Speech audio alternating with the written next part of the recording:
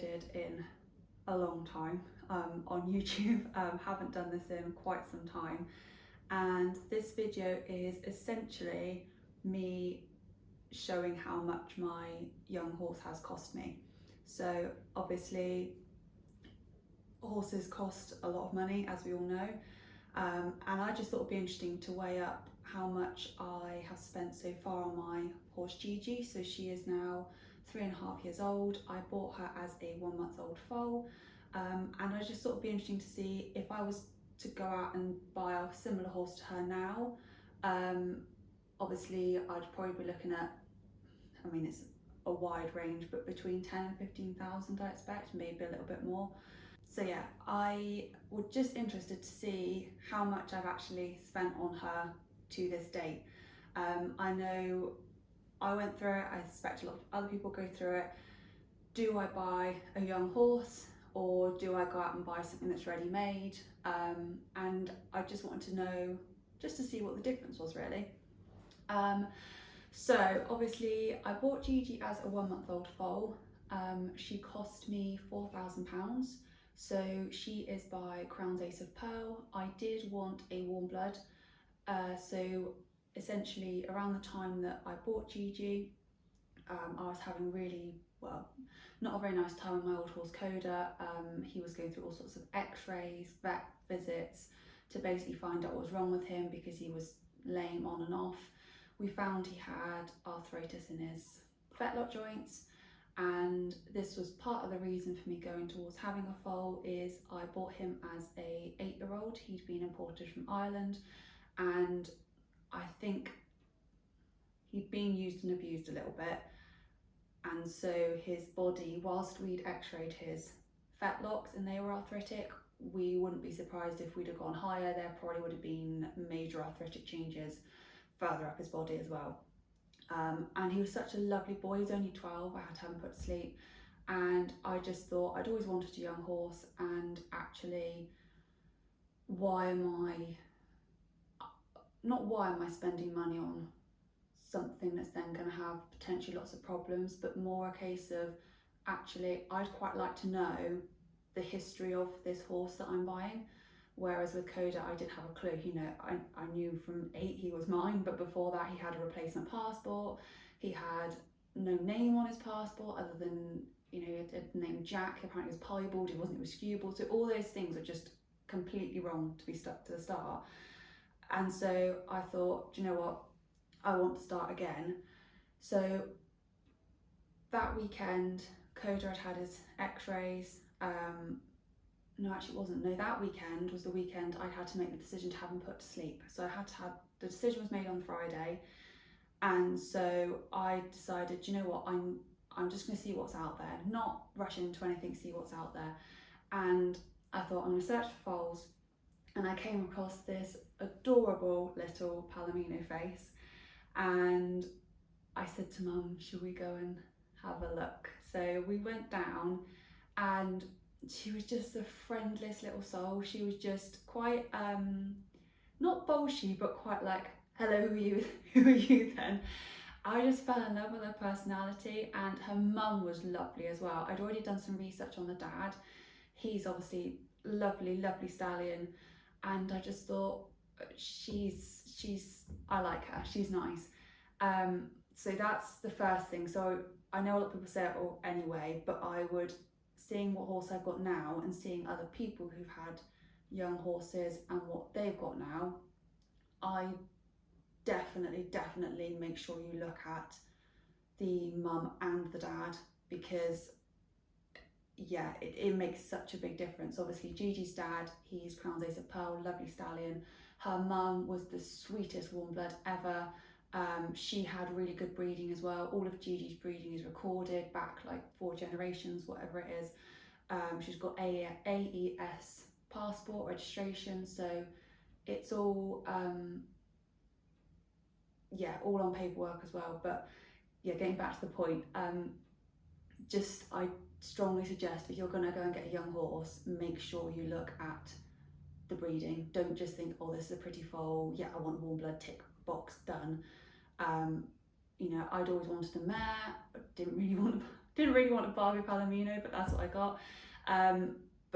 And to be honest, I was a bit naive about the breeding at that time, but looking back now, I'm so glad that her mum was as chilled as she was and her dad is who he is, because it's made the world of difference. So going back onto money side of things, I paid £4,000 for Gigi as a 1 month foal, which is actually more than, no, how much did I pay? No, it is more than I paid for any of my other horses. So I paid more for a 1 month old foal than I paid for any of my other horses. Now, Coda cost me about £1,800, I think. So he was, didn't cost me a lot of money, but this obviously was going back 9 years ago now, so before horse prices rocketed. And Oscar as well, I'm pretty sure was less than 4,000. So because I bought him as a 4-year-old, I think. So she cost me £4,000 from the off.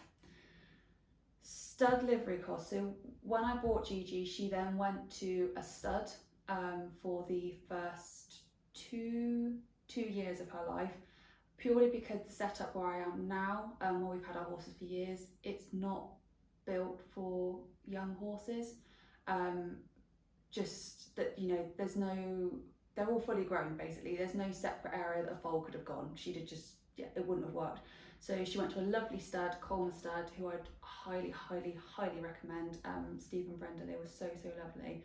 So while she was there, basically she was in with a group of other foals, all similar age to her, for those 2 years, and she was so well looked after by Brenda. She was on full livery, so I didn't, I could go see her, but I didn't have to get involved, which was really nice as well. So the cost of her being at the stud for those 2 years was £4,700. So I've gone through my bank and I've added all this up because we'd be here for ages if I had to trawl through. So £4,700 she cost me for the stud livery. While she was there, that covered everything, feed, bedding, all of it. So that was all in. When she was 2, I then moved her to my current yard. Partly had a conversation with Brenda, and she actually said to me, she is getting big. She wasn't bolshy at all, but she is a big horse, and actually you probably want to start doing some groundwork with her, because Steve and Brenda, they had all these horses to deal with. They were very good, they did lead them in and out and things, but she didn't have that sort of person to person contact, if you like. So it was at that point, August 2023, she moved up to where I am now. And as part of that move, I had to get a strangles test done, which cost just over £100. And so I've also then done it to date. So bear in mind she's 3.5. Since that point, my current livery yards cost me just under £4,500. So adding it all up month by month, as we've gone through. So those are kind of the main costs, if you like, sort of just keeping her alive. In addition to that, I obviously haven't factored into this rugs, tack, anything like that, because to me that's kind of a extra cost that she doesn't necessarily need. And obviously some people will go out and buy loads and loads of stuff for their horses, other people will buy, maybe second-hand, cheaper stuff. So I haven't really worried about that, because to me that's not the bulk of looking after her, really. So purchase price, stud and livery cost, her teeth and jabs I think have cost me just under £600 so far. She will need her jabs and her teeth doing in March again. Feet trimming, I tend to pay this in cash, so I struggle to figure this out, but I think it's probably around about £250. To be honest with you, she hasn't had her feet trimmed all that much. I didn't start her off that young having her feet trimmed, because she's got really neat, tidy little feet. So yes, that's only a more recent cost that's come in. I have put in an extra cost of £500 for feed. Again, I'm not really sure, because I buy other things at the shop when I go and stuff, but I think £500, and actually for her that's quite she needed that feed, because if you've seen my Instagram post, you'll know that over the summer she did drop off weight. So I did need to add in sort of ad lib feed, just to top her up and keep her weight on while she's growing. So I pop that in again. It's very £500 round number. Don't know if it's right or not. One thing that she obviously did have is she managed to get her leg caught in a gate last winter. So I've put that in just because anyone who knows young horses will know that trying to keep them from injuring themselves is like, it is like having a small child, trying to stop them from just, yeah, doing anything to hurt themselves. So I put that in there because just, I think if you've got a young horse, other people might disagree, but just from what my perspective, something you are probably going to have a vet bill at some point to do with something. So her vet fee cost me £650. I have got public liability, and I obviously recently did insure her because she went off to be back and I want to make sure they are fully covered.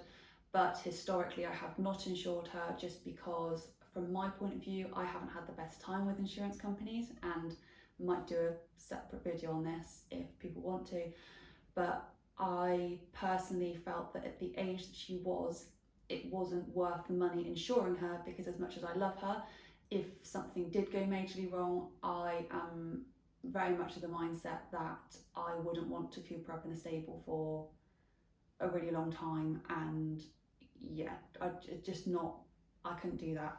You know, flesh wound and stuff like that, fine, cost me £650, but actually excess is 500 a lot of the time. So yeah, pop that in, won't go into that at the moment. And then obviously the most recent cost is her backing, which I sent her to lovely Susie down near Honiton. So worth the cost. So that cost me about £1,500, but the horse I have got back is incredible. Like, I could not have got her to the stage that Susie has got her. I just couldn't have done it. So that to me was worth its weight in gold, paying that cost. So that is all the costs that I've taken into account. I don't think I've missed anything, but obviously I might well have done. But like I say, I haven't added in tack, anything like that, because it's very much down to you and what you like. So I think that's a bit hit and miss. So in total, I have spent on my horse, which is slightly scary looking at this number, and if you're my boyfriend, please don't watch this video.